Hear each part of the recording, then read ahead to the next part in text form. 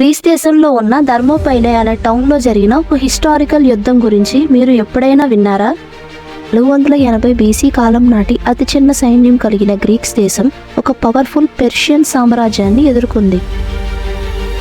అంటే 1,00,000 మంది పర్షియన్లకు వ్యతిరేకంగా కేవలం 7,000 మంది గ్రీకులతో పోరాటం చేయడం ఎవరికైనా ఇది అసాధ్యం అనిపించింది. ఏమే చిన్నది అనుకుంటే వాళ్ళు యుద్ధం చేసే భూమి కూడా చిన్నదేనంట. అయినా సరే యుద్ధం చేయడానికి వెనుతిరగలేదు. సైన్యం లేనప్పటికీ, సరైన యుద్ధ భూమి కూడా లేనప్పటికీ గ్రీకులు ఆ పర్షియన్లకు వాళ్లకు రావాల్సిన భూమిలో ఒక అంగుళాన్ని కూడా ఆక్రమించుకోనివ్వలేదు.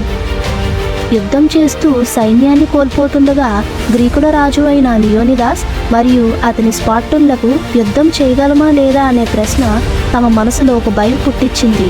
అయినా సరే చివరి వ్యక్తి వరకు ధైర్యంగా పోరాడారు.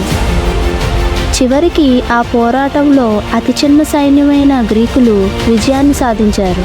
చివరికి వారి భూమిని వారే కాపాడుకున్నారు. థర్మోపైలే వద్ద జరిగిన వీరుల త్యాగం, ధైర్యం మరియు నిస్వార్థతకు శాశ్వత చిహ్నంగా మారింది. వారి వీరత్వం అసంభవమైన అసమానతలకు వ్యతిరేకంగా ధైర్యం మరియు ధిక్కరణ ప్రపంచంలో లెక్కలేనన్ని కథలను ప్రేరేపించింది.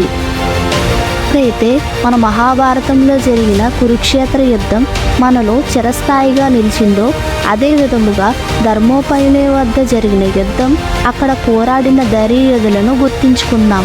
ఈ కథ ద్వారా మనకు ఎన్ని అడ్డంకులు వచ్చినా, ఎంత అసంభవమైనా ధైర్యంగా ముందుకు పోరాడాలని తెలుస్తుంది. See you guys in the next video. For more historical content, please follow Joshi Inventions and Facts.